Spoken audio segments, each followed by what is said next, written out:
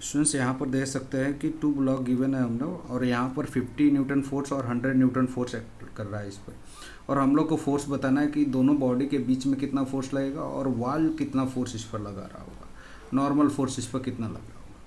तो इसको देखो हम लोग अलग अलग सॉल्व कर सकते हैं। यहाँ फ्री बॉडी डायग्राम बनाए अगर दोनों का, तो कैसे फ्री बॉडी डायग्राम बनाएंगे, यहाँ पर आप बना लो फ्री बॉडी डायग्राम अगर बनाए हम लोग। तो यहाँ पर एक ब्लॉक मैं मान लेता हूँ, ये ब्लॉक है, यहाँ पर ये ब्लॉक 10 kg वाला ब्लॉक है। इस पर जो है एक हॉरिजॉन्टल फोर्स लग रहा होगा इधर से, कितने न्यूटन का, एक 100 न्यूटन का फोर्स लग रहा होगा हॉरिजॉन्टल डायरेक्शन, और ये जो है इस पर एक नॉर्मल फोर्स लग रहा होगा, एन मान लिया इसका, है ना, नॉर्मल फोर्स लग रहा होगा, और इधर से भी एक नॉर्मल फोर्स लग रहा है, ग्राउंड भी फोर्स लग रहा है, इसको आर मान लेता हूँ क्योंकि ऑलरेडी एन मान लिया है, और एम जी नीचे लग रहा होगा, एम जी नीचे लग रहा है। लेकिन हम लोग को हॉरिजॉन्टल डायरेक्शन वाला फोर्स ही दिखाना चाहिए, क्योंकि ये फोर्स जो है वर्टिकल डायरेक्शन में कोई एक्सेलरेशन नहीं है, तो इसमें हमें इसके बीच का फोर्स नहीं निकालना है, इसलिए ज़्यादा इफेक्ट नहीं पड़ेगा, हालांकि दिखाने में कोई हर्ज नहीं है। यहाँ पर 100 न्यूटन, इधर से एन लग गया। अब इस ब्लॉक का फ्री बॉडी डायग्राम बनाते हैं। अगर इस ब्लॉक का हम लोग फ्री बॉडी डायग्राम बनाए इस ब्लॉक का, तो इस तरह से होगा। यहाँ पर एक फ्री बॉडी डायग्राम बनाता हूँ, ये फोर्स लगेगा इस पर, इधर से लग रहा है नॉर्मल, क्योंकि ये एक्शन रिएक्शन पेयर से अगर ये फोर्स इस पर लगाया है एन, तो ये भी इस पर उतना ही फोर्स लगाएगा एन, और एक फोर्स लग रहा है इधर से 50 न्यूटन, इधर से एक फोर्स लग रहा है 50 न्यूटन, फोर्स 50 न्यूटन लग रहा है एट एंगल 30 डिग्री। तो इसके दो कंपोनेंट हो जाएंगे, इसके दो कंपोनेंट हो जाएंगे फोर्स के, है ना। इस तरह से अगर इसके कंपोनेंट ब्रेक करेंगे तो दो कंपोनेंट होंगे, एक हो जाएगा 50 cos 37, ये 50, ये 30 डिग्री है, तो ये वर्टिकल वाला हो जाएगा 50 cos 37, cos 30 सॉरी 30 है तो cos 30 हो जाएगा, और हॉरिजॉन्टल डायरेक्शन वाला एक कंपोनेंट जो हो जाएगा वो हो जाएगा 50 sin 37, 50 sin 37, ठीक है। तो ये हो गया, और इधर से एक फोर्स लग रहा होगा, इसको N2 मान लेता हूँ, या R2 बोल दो, इसको R1 बोल देता हूँ, इसको R2 बोल देता हूँ, और कोई फोर्स, हाँ वॉल भी एक फोर्स लग रहा है, इसको मैं N1 बोल देता हूँ, क्योंकि N ऑलरेडी हम लोग ले चुके हैं तो N1 बोल दिया। अब फ्री बॉडी डायग्राम हमारा बन गया, अब सारा प्रॉब्लम सॉल्व हो जाएगा। अब इस पर हम लोग net force is equal to 0 लगा सकते हैं, क्योंकि बॉडी इक्विलिब्रियम में नेट फोर्स 0, तो sigma F of X is equal to 0, sum of force along X axis is 0। तो यहाँ पर 100 माइनस 50 इज इक्वल टू 0, या ऐसे डायरेक्ट इक्वेट कर सकते हैं, F equal to N is equal to 100 newton. यहाँ से नॉर्मल फोर्स जो हो जाएगा इन दोनों ब्लॉक के बीच में वो 100 न्यूटन हो जाएगा, 100 न्यूटन हो जाएगा, ठीक है। अब इसका फ्री बॉडी डायग्राम, यहाँ से ये तो N1 का वैल्यू 100 न्यूटन तो आ ही गया, तो आप ऐसा कर सकते हैं कि N1 प्लस, ऐसा करता हूँ N, इसको लिखो N माइनस ए वाला फोर्स, माइनस ए वाला force 50 sin 37, 50 sin 30 minus N1 is equal to 0, ये होगा, क्योंकि ये जो है पॉजिटिव एक्स एक्सिस के अलॉन्ग लग रहा है, ये नेगेटिव एक्स एक्सिस के अलॉन्ग लग रहा है, तो 0 vectorially plus minus sign use करते हैं डायरेक्शन को डिनोट करने के लिए, तो इसलिए माइनस साइन है। तो यहाँ पर N इज इक्वल टू हो जाएगा, N ऑलरेडी हमें पता है, 100 माइनस 50 sin 37 का वैल्यू हाफ 25 हो जाएगा, इज इक्वल टू N1 हो जाएगा। तो N1 का वैल्यू कितना आ गया, 75 न्यूटन, है ना।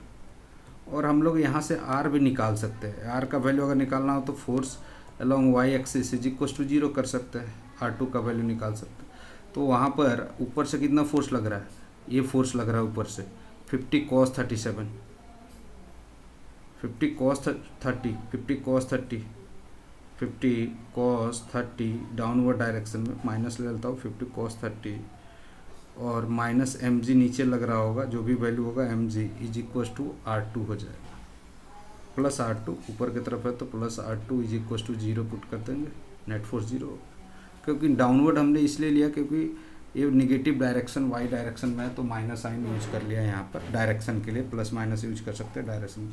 तो R2 का वैल्यू जो हो जाएगा 50 cos 37 हो जाएगा, 50 cos 30 का वैल्यू √3/2 हो जाएगा, और प्लस mg, जो भी मास दिया रहेगा, तो मास आई थिंक दिया है 20 kg, मास दिया है तो आसानी से निकल जाएगा, तो ये होगा 25√3 प्लस 20 इंटू 10G का वैल्यू 10 ले लेता हूँ, तो इतना न्यूटन फोर्स हो जाएगा। इसको सिंप्लीफाई कर सकते हैं, ठीक है।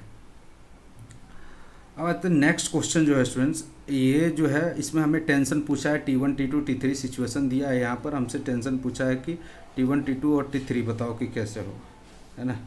हमें T1 T2 T3 निकालना है। तो यहाँ पर मैं इसका एक कॉपी कर लेता हूँ ताकि समझाने में आसानी हो।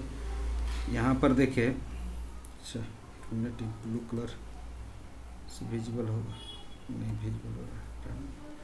तो यहाँ पर इसका फ्री बॉडी डायग्राम है इस पॉइंट का। तो यहाँ पर यहाँ पर टेंशन T1 लग रहा होगा, यहाँ T2 है, इसमें T3 और ये T4 है। तो इसको अलग अलग आप सॉल्व कर सकते हो। इसको टेंशन यहाँ पर जो T होगा इसको मैं T मान लेता हूँ, इसमें टेंशन T होगा, है ना, इसमें टेंशन T होगा। इसको रेड कलर से करते हैं, T होगा, इसमें टेंशन T होगा। और इधर क्या लगेगा 10G, 100 न्यूटन मान लेता हूँ, 100 न्यूटन 10G। तो T इक्वस टू तो mg के इक्वल हो जाएगा 100 न्यूटन। और इस पॉइंट ए का अगर फ्री बॉडी डायग्राम बनाए हम लोग, तो पॉइंट ए का फ्री बॉडी डायग्राम में यहाँ पर आपको दिख सकता है कि इधर T2 लग रहा है, इधर T2 लगेगा, और इधर T1 लग रहा है, इधर T1 लग रहा है, और इधर पर T का वैल्यू 100 न्यूटन है, ये तो पता ही है हमें, 100 न्यूटन ही डायरेक्ट लिख दो। और इसके साथ 30 डिग्री ये वर्टिकल के साथ बना रहा है, 30 डिग्री वर्टिकल के साथ। तो इसके दो कंपोनेंट होंगे, एक T2 साइन 30 और इधर इसके एक इधर की तरफ हो जाएगा T2 cos 30 और इसका काम खत्म हो गया। ये इसके बदले में हमने फोर्स लिख लिया। तो net force along X axis is equal to 0, क्योंकि बॉडी इक्विलिब्रियम में है। तो यहाँ पर net force along X axis तो -T1 प्लस T2 साइन 30, क्योंकि ये प्लस है तो इज इक्वल टू 0। ये पॉजिटिव डायरेक्शन में, इधर पॉजिटिव मान लिया तो ये प्लस हो गया, और ये नेगेटिव में है तो ये 0 नेट फोर्स हो गया। प्लस माइनस साइन यूज करते हैं मतलब डायरेक्शन को डिनोट करने के लिए। आप डायरेक्टली दोनों को इक्वेट भी कर सकते हो, कोई दिक्कत नहीं। तो T1 का वैल्यू कितना हो गया, T1 का वैल्यू, अच्छा ये कितना था, T2 साइन 30 है, सॉरी T2 है, T2 साइन 30 हो जाएगा। अब डायरेक्ट इक्वेट कर दो, कोई दिक्कत नहीं। वाई एक्सिस में ऐसा हो जाएगा T2 cos 30 force sum of force along Y axis is equal to 0। तो यहाँ पर T2 cos 30 should be equal to 100, तभी 0 हो जाएगा। तो यहाँ पर T2 cos 37 का वैल्यू √3/2 होता है, तो ये हो जाएगा 2 × 100 डिवाइड बाई √3 हो जाएगा। cos 30 का वैल्यू √3/2 होता है, तो डिवीजन में आएगा तो ये ऊपर चला 200/√3, ये आ गया 200/√3। तो T2 निकल गया, तो T1 भी निकल जाएगा। T1 आ जाएगा 200/√3 इंटू हाफ, साइन 30 का वैल्यू हाफ हो जाएगा, तो 100/√3 हो जाएगा, 100/√3 हो गया। तो T1 T2 निकल गया। सिमिलरली अब हम लोग को T2 भी नोन हो गया, T1 T2 भी निकल गया। अब V का फ्री बॉडी डायग्राम बना सकते हैं। V का फ्री बॉडी डायग्राम बनाए तो ये हो जाएगा 60, ये भी 60। यहाँ पर अगर मैं यहाँ पर फ्री बॉडी डायग्राम बना लेता हूँ, यहाँ साइड में बना लेता हूँ, यहाँ देखो, यहाँ पर ए है, इधर एक रोप है, इधर लग रहा है T4, यहाँ पर ये जो है 60 डिग्री एंगल बना रहा है वर्टिकल के साथ, और ये जो है ये भी 60 डिग्री हॉरिजॉन्टल के साथ बना रहा है, ऐसे कुछ है ना, ये 60 डिग्री है, ये भी क्योंकि ये 30 डिग्री है तो ये एंगल 60 डिग्री हो जाएगा, 60 हो जाएगा, ओके सॉरी हॉरिजॉन्टल के साथ, हाँ ठीक है 60 डिग्री हो जाएगा। अब यहाँ पर आप एक्स एक्सिस के अलोंग और वाई एक्सिस के अलोंग कंपोनेंट ब्रेक कर लो, है ना, इसके दो कंपोनेंट हो जाएंगे। अब ब्रेक कर लो, एक कंपोनेंट इधर हो जाएगा T2 साइन 60 हो जाएगा, और इधर sorry T4 sign cos 60, T2 cos 60 इधर की तरफ हो गया, है ना। और इसका ब्रेक कर ले, ये क्या है, ये रोप सेम ही है, तो T2 इसमें टेंशन है, तो बॉडी से हमें लगता है इस पॉइंट का फ्री बॉडी डायग्राम हमने बना रखा है। तो ये हो जाएगा T2 cos 60 और इधर हो जाएगा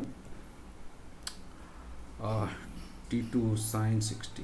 जिसके साथ एंगल बना रहा हो cos हो जाएगा, जिसके साथ नहीं बना रहा अब sum of force along X axis 0 कर देते हैं, तो T4 sin 60 is equal to T4 sin 60 is equal to T2 cos 60, है ना।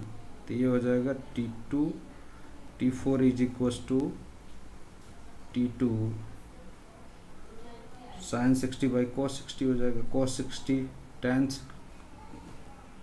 cot 60 हो जाएगा, cot 60 डिग्री। तो यहाँ पर T2 का वैल्यू तो ऑलरेडी हमें नोन है, आई थिंक T2 हमने कैलकुलेट कर रहा है 200/3, 200/√3 हमने ऑलरेडी कैलकुलेट कर रखा है, ठीक है। और cot 60 का वैल्यू हो जाएगा, cot 60 उल्टा हो जाएगा tan 60 का, tan 60 का वैल्यू होता है √3, तो 1/√3 हो जाएगा, 1/√3, तो 200/3 हो जाएगा, 200/3 हो जाएगा, इस तरह से निकल जाएगा। क्योंकि tan 60 का वैल्यू 1/1/√3 होगा, तो √3 ऊपर चला जाएगा, इसका वैल्यू जो है 1/√3 हो जाएगा, क्योंकि 1/tan 60 हो जाएगा, tan 60 का वैल्यू √3 होता है, तो 200/3 हो गया T4। और एक और बचा हुआ था, अरे एक फोर्स तो छूट गया यार, इधर भी एक फोर्स लग रहा था, सॉरी यार, ये T3 छूट गया है, T3 T2 T4, T1 ये था ना यार, T1 था, T1 T2 T3 छूट गया है, तो T4 T2 cos 60 plus T3 यहाँ पर होगा, सॉरी यहाँ पर कुछ मिस्टेक हो गया है, एक मिनट इसको डिलीट कर देते हैं, इरेज करो, इसको इरेज कर लेते हैं। यहाँ पर ऐसा कर सकते हैं कि एक इक्वेशन बन जाएगा T2 sin 60 is equal to T4 cos 60, है ना। तो T4 यहाँ से निकल गया, T4 is equal to T2 tan 60 cos 60 से डिवाइड हो गया इधर, तो ये T2 दिया हुआ है हमारा 200/√3 इंटू tan 60 का वैल्यू √3 होता है, तो ये तो T4 का वैल्यू 200 न्यूटन ही आ गया, है ना। तो इसी तरह से इसमें अब ले जाके T4 का वैल्यू पुट कर देंगे, इसमें T2 नोन है, T3 निकल जाएगा। तो यहाँ पर इस तरह से हम लोग क्वेश्चन इसको सॉल्व कर पाएंगे। उसी तरह से ये भी है स्टूडेंट्स, यहाँ पर भी वैसा ही ये सिमिलर टाइप का बिल्कुल क्वेश्चन है, ये भी जो क्वेश्चन आपको स्क्रीन पर दिख रहा है बिल्कुल सिमिलर टाइप का ही क्वेश्चन है, ये भी वैसा ही क्वेश्चन है। यहाँ आप देखें तो यहाँ पर आप इधर फ्री बॉडी डायग्राम बना ले, इसको कुछ टेंशन मान लेते हैं, यहाँ पर टेंशन कुछ इधर मान लिया T, इधर इसको W के इक्वल हो जाएगा, यहाँ पर टेंशन जो होगा वो W के इक्वल हो जाएगा, तो डायरेक्ट W लिख दिया यहाँ पर, है ना। यहाँ पर इसको T मान लिया, तो इसका फ्री बॉडी डायग्राम बनाएंगे तो इधर F2 लगेगा, इधर T लग रहा है, एंगल 45 डिग्री हो जाएगा, ये एंगल 45 डिग्री, और इधर किसके इक्वल लगेगा, W के इक्वल। तो इसके दो कंपोनेंट आप ब्रेक कर लो, T cos 45 और इधर लिख लो T sin 45,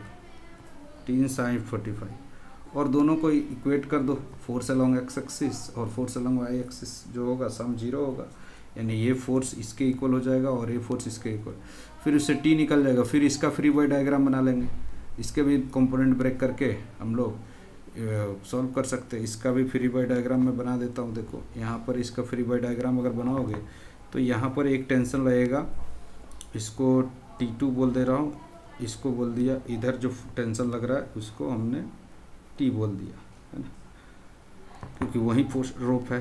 तो इसका दो कंपोनेंट हो जाएगा, एक T cos 45 और एक हो जाएगा T sin 45, और इधर क्या लग रहा है, F1 लग ही रहा है, F1 लग रहा है। तो आप इन दोनों को जैसे ही बैलेंस करेंगे, क्योंकि T नोन हो गया है, यहाँ से T नोन हो जाएगा, और इसको बैलेंस करेंगे तो F1 निकल जाएगा, और F1 निकल गया, और ये T sin 45 जो होगा वो T2 के इक्वल हो जाएगा, और सारे रूप में हम टेंशन आसानी से निकाल रहे हैं, F1 F2 भी निकल जाएगा, ठीक है। तो इस तरह से इस प्रॉब्लम को सॉल्व करें। नेक्स्ट क्वेश्चन है, ये थोड़ा सा इंटरेस्टिंग है, यहाँ पर आप देखो, तो इसका मैं थोड़ा जूम आउट कर लेता हूँ, जूम इन कर लो। यहाँ पर हमसे बोला है 50 kg homogeneous smooth sphere rest on the 30 degree incline plane and bears against the smooth vertical wall B, calculate the contact force at A and B. हमें यहाँ पर कॉन्टैक्ट फोर्स निकालना है ए और बी पर।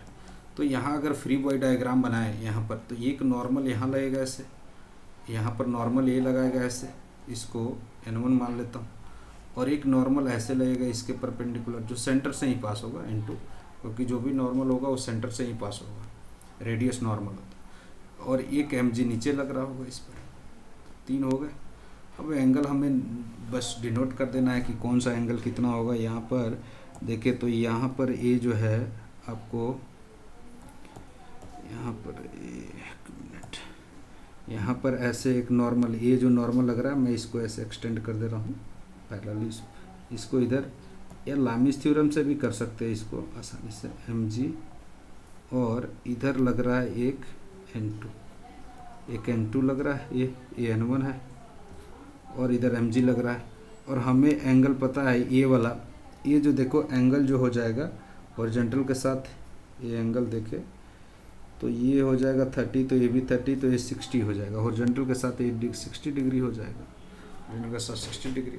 अब आसानी से आप सॉल्व कर सकते हो, बैलेंस कर लो फोर्स अलोंग एक्स एक्सिस और फोर्स अलोंग वाई एक्सिस, आप आसानी से बैलेंस कर लो, क्योंकि इस डायरेक्शन में एक आएगा component N1 cos 60, N1 cos 60 आएगा इस डायरेक्शन में, और एक आएगा इधर N1 sin 60, N1 sin 60 आएगा, N1 sin 60, और इधर mg तो लग ही रहा है।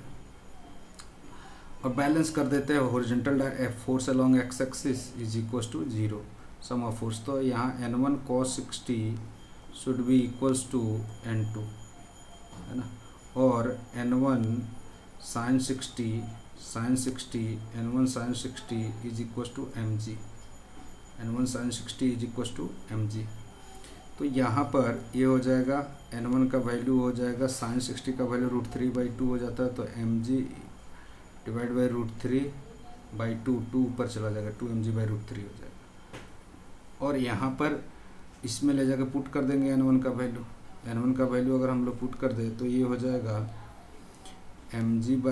2mg/√3 इंटू cos 60 का वैल्यू हाफ होता है, तो ये हो जाएगा, कैंसिल हो जाएगा, mg/√3 है, ये हो जाएगा mg/√3। तो इस तरह से हम लोग सॉल्व कर सकते हैं। तो ये इसमें देख सकते हैं N1 N2 का वैल्यू जो होगा mg/√3, mg का वैल्यू दिया है 50 kg है, तो वो 500 हो जाएगा, 50 kg है तो 500 अगर लेके, तो ये 500,000 इंटू 2000 डिवाइड बाई √3 हो गया, और ये कितना हो जाएगा 500/√3। तो यहाँ पर देख सकते हैं N1 का वैल्यू, ए एंड बी पर पूछा है, Na का वैल्यू हम लोग ले सकते हैं 1000/√3, और Nb का वैल्यू कितना है, Nb का वैल्यू ये है हमारा Nb N2 है ना, N2 का वैल्यू आया है 500/√3, तो ये ऑप्शन हो जाएगा 500/√3। तो इस तरह से प्रॉब्लम को सॉल्व कर सकते हैं। ये एक अच्छा क्वेश्चन है। यहाँ पर आप देखो तो यहाँ पर क्या अच्छा है, बस आप सॉल्व करोगे तो आसानी से हो जाएगा। यहाँ पर देखें तो यहाँ पर एक बॉडी है ऐसे, इस पर हमसे पूछा है कि what is force applied by thread on pulley, pulley पर फोर्स क्या होगा। तो पुल्ली पर फोर्स जो है यहाँ पर देखें तो पुल्ली का फ्री बॉडी डायग्राम है, तो इधर टेंशन लगेगा और इधर टेंशन लगेगा T, इधर टेंशन लगेगा।